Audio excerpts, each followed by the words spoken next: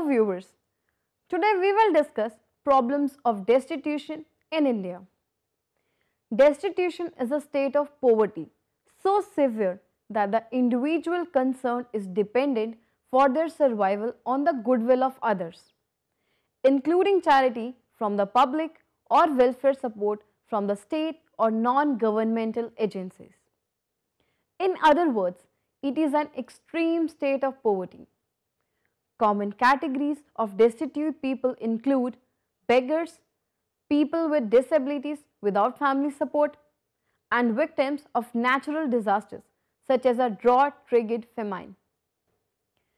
Extreme poverty, absolute poverty, destitution or penury was originally defined by the United Nations in 1995 as a condition characterized by severe deprivation of basic human needs, including food, safe drinking water, sanitation facilities, health, shelter, education and information. It depends not only on income but also on access to services. To address these problems, several alternative instruments for measuring extreme poverty have been suggested, which incorporate other factors such as malnutrition and lack of access to a basic education. Thus, the 2010 Human Development Report introduced the Multidimensional Poverty Index (MPI), which measures not only income but also basic needs. The Multidimensional Poverty Index assesses poverty at the individual level. If someone is deprived in a third or more of 10 weighted indicators, the global index identifies them as MPI poor, and the extent or intensity of their poverty is measured by the number of deprivations they are experiencing. Those indicators are based on health, education and living standards and comprise the following factors: years of schooling, school attendance, levels of nutrition, child mortality, access to cooking fuel, sanitation, open defecation for example, access to water, ownership of assets, access to electricity and flooring material, example dirt. Based on a rural-urban analysis of 1.6 billion people identified as multidimensional poverty index poor, 85% live in rural areas. This is significantly higher than estimates of 70 to 75% in poverty, where income is used as a basis for determining poverty. The highest levels of inequality are to be found in 15 sub-Saharan African countries and in Pakistan, India, Afghanistan, Yemen and Somalia. Where are the destitute? By far, the largest number of destitute people are found in India, 28.5% of the population, which is over 340 million people.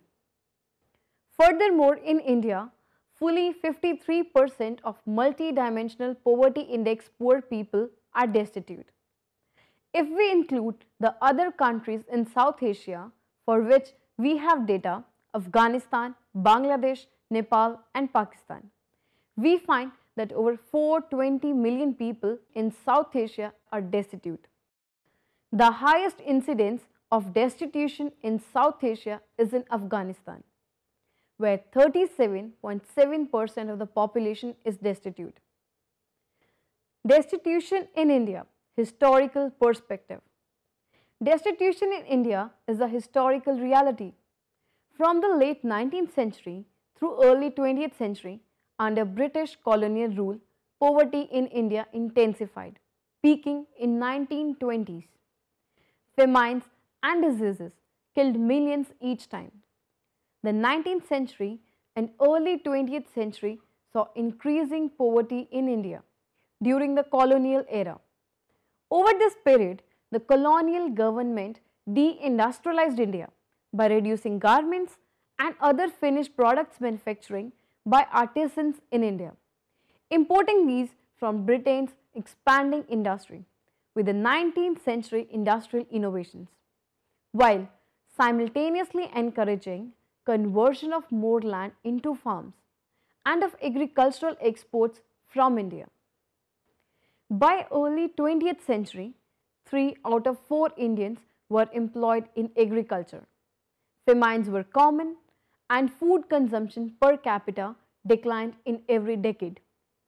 In London, the late 19th century British Parliament debated the repeated incident of famines in India. British colonial policies moved unemployed artisans into farming and transformed India as a region increasingly abundant in land, unskilled labor and low productivity, and scarce in skilled labor, capital and knowledge. The average income of an Indian agrarian labourer was Rs 7.20 per year in 1885, against an inflation adjusted poverty line of Rs 23.90 per year. Thus, not only was the average income below poverty line, the intensity of poverty was severe. The intensity of poverty increased from 1885 to 1921 and then began a reversal.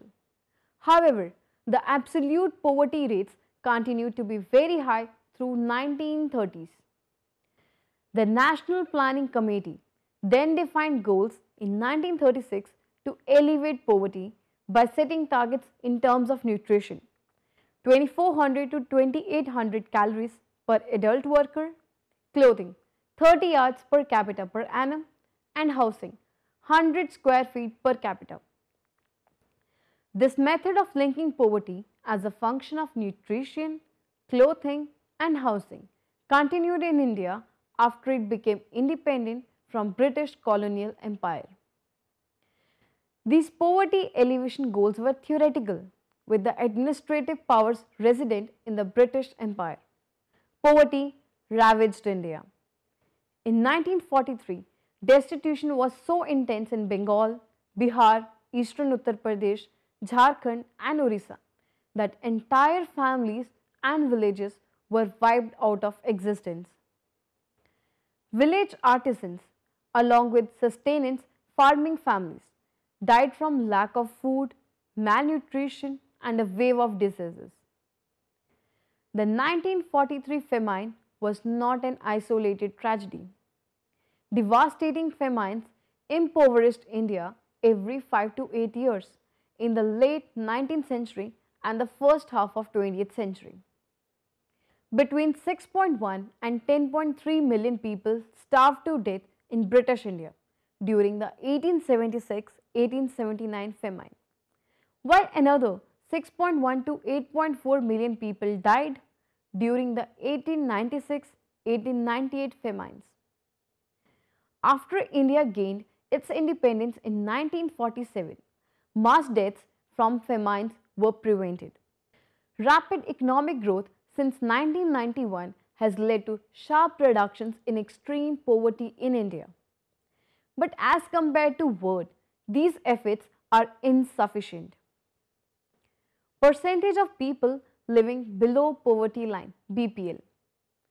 As shown in table number 1 in 2011-12, as per Tendulkar methodology, 2,697.83 lakh people were living below poverty line in India, which was 21.92% of total population of India.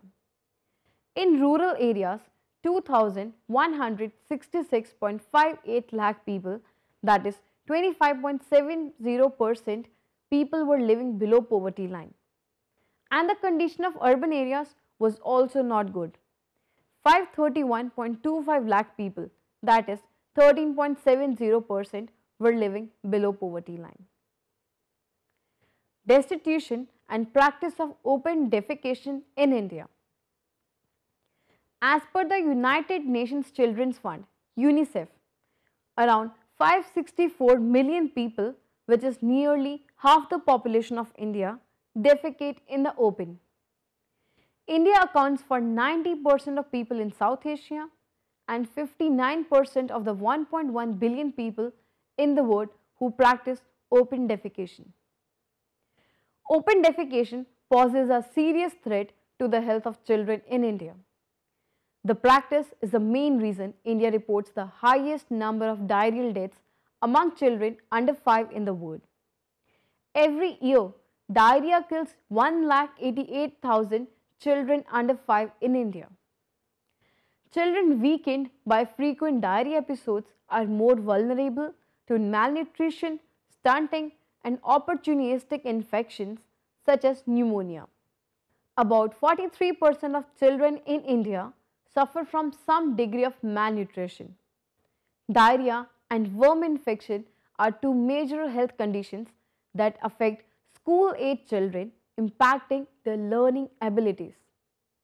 Open defecation also puts at risk the dignity of women in India. Women feel constrained to relieve themselves only under the cover of dark for reasons of privacy to protect their dignity.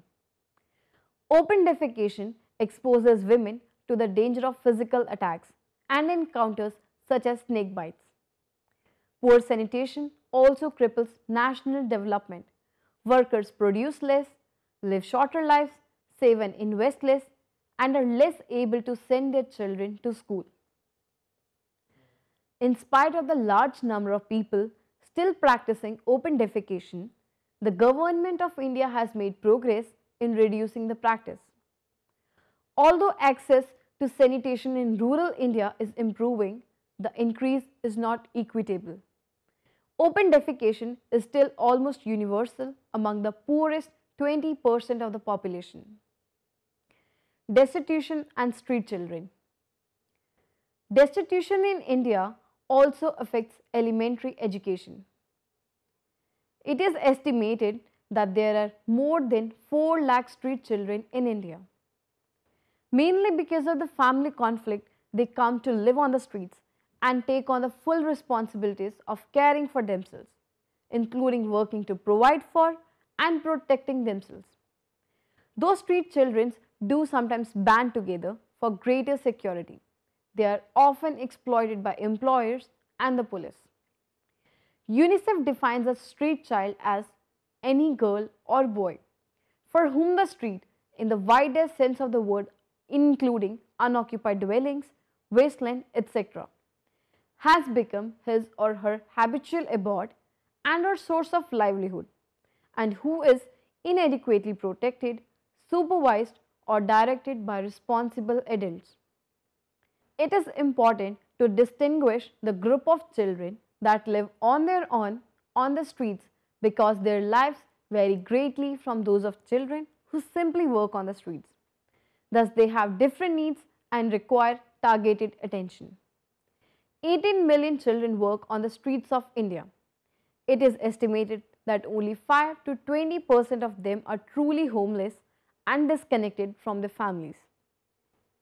Because the street children in India have unique vulnerabilities, the amount of time they spend on street, their livelihood depending on street, and their lack of protection and care from adults, they are a subgroup of Indian population that deserves specific attention in order to ensure that their needs are known.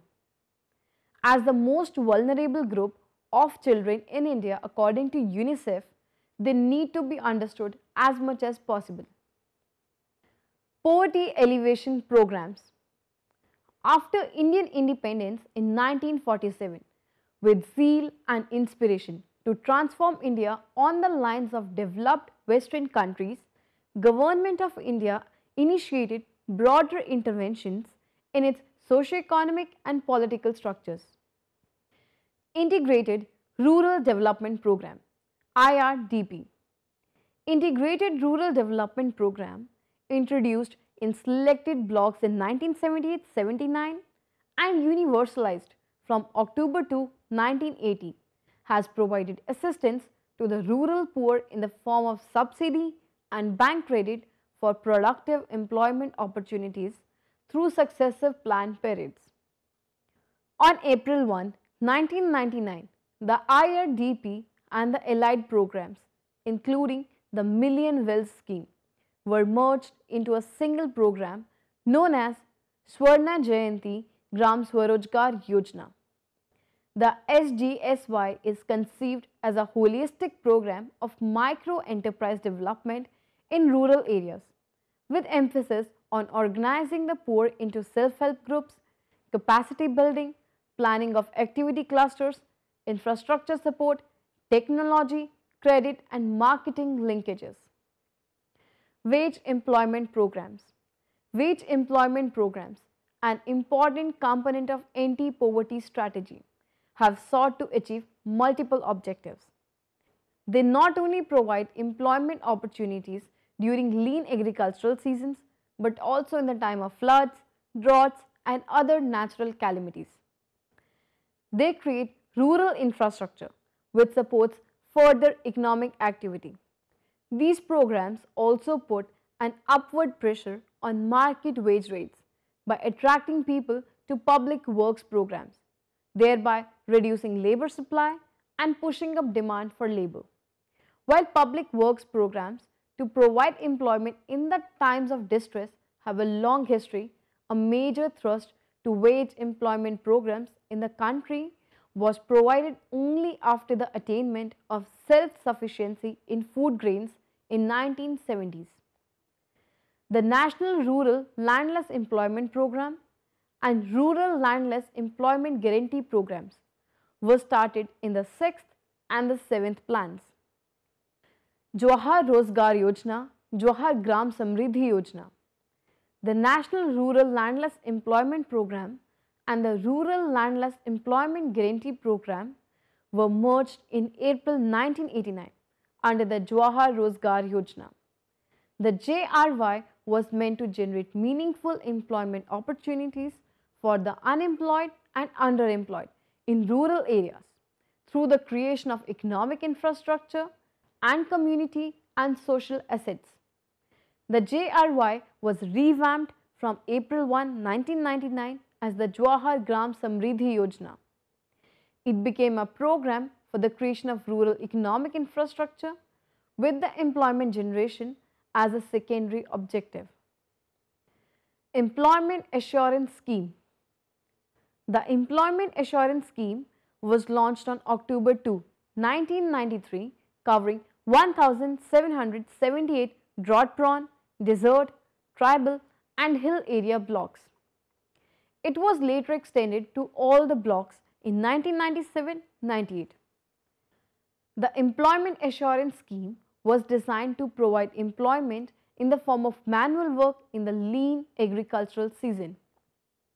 Food for Work Program. The Food for Work Program was started in 2000-2001 as a component of Employment Assurance Scheme in 8 notified drought-affected states of Chhattisgarh, Gujarat, Himachal Pradesh, Madhya Pradesh, Orissa, Rajasthan, Maharashtra and Uttaranchal. The program aims at augmenting food security through wage employment. Sampurna Gramin Rozgar Yojana.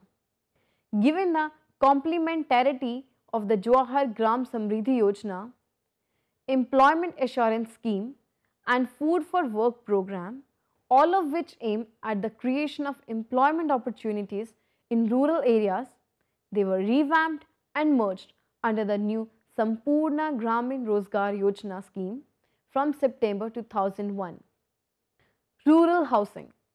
Initiated in 1985-86, the Indras Awas Yojana is the core program for providing free housing to below poverty families in rural areas and targets SCs, STs and freight bonded labourers. It was first merged with the Jawahar Rozgar Yojana in 1989 and then spun off into a separate housing scheme for the rural poor in 1996. Social security programs, democratic decentralization and centrally supported social assistance programs were two major initiatives of the government in 1990s. The National Social Assistance Program, launched in August 1995, marks a significant step towards fulfillment of directive principles of state policy. The NSAP has 3 components: National Old Age Pension Scheme, National Family Benefit Scheme, National Maternity Benefit Scheme. Public Distribution System, PDS. The public distribution system in the country facilitates the supply of food grains to the poor at a subsidized price. With a network of more than 4.62 lakh fair price shops distributing commodities worth more than 30,000 crore annually to about 160 million families, the PDS in India is perhaps the largest distribution network of its kind in the world. The PDS in its original form was widely criticized for its failure to serve the BPL population, its urban bias, negligible coverage in the states with highest concentration of rural poor, and lack of delivery. Realizing this, the government streamlined the system by issuing special cards to BPL families and selling food grains under PDS to them at a specially subsidized price with effect from June 1997. This is known as Targeted Public Distribution System. This was expected to benefit around 60 million poor families. The identification of poor is done by the states. The emphasis is on including only the really poor and vulnerable sections of the society. Conclusion. To sum up, destitution is an extreme condition of income poverty. Destitute people have been socially expelled. Most destitute people are extremely deprived in capability dimensions of poverty too. Poverty is defined in terms of income, expenditure, and nutritional value, that is, calorie intake. Social dimension of poverty is a neglected area of study. Poverty is more of social marginalization of an individual, household, or group in the community, society, rather than the inadequacy of income to fulfill the basic needs. Indeed, inadequate income is therefore one of the factors of marginalization, but not the sole factor. The goal of poverty alleviation program should aim merely increasing the income level of individual, household, or group, but mainstreaming marginalized in the development process of the country. The country cannot claim economic growth when sections of people are marginalized to the periphery of the society. The rapid economic growth process should accelerate the access to services like education and health services for all, especially the marginalized citizens. The government should also aware the rural population about the importance of small family and mortality rate. Poverty gives birth to many other problems. The link between ignorance, poverty, and ill health is well established. Poverty is a complex phenomenon of many dimensions, but not merely the economic dimension. So the government should provide better medical facilities, drinking water facilities, and education so that the people living below poverty line can improve their lives. With this, we come to the end of today's lecture. Thank you very much.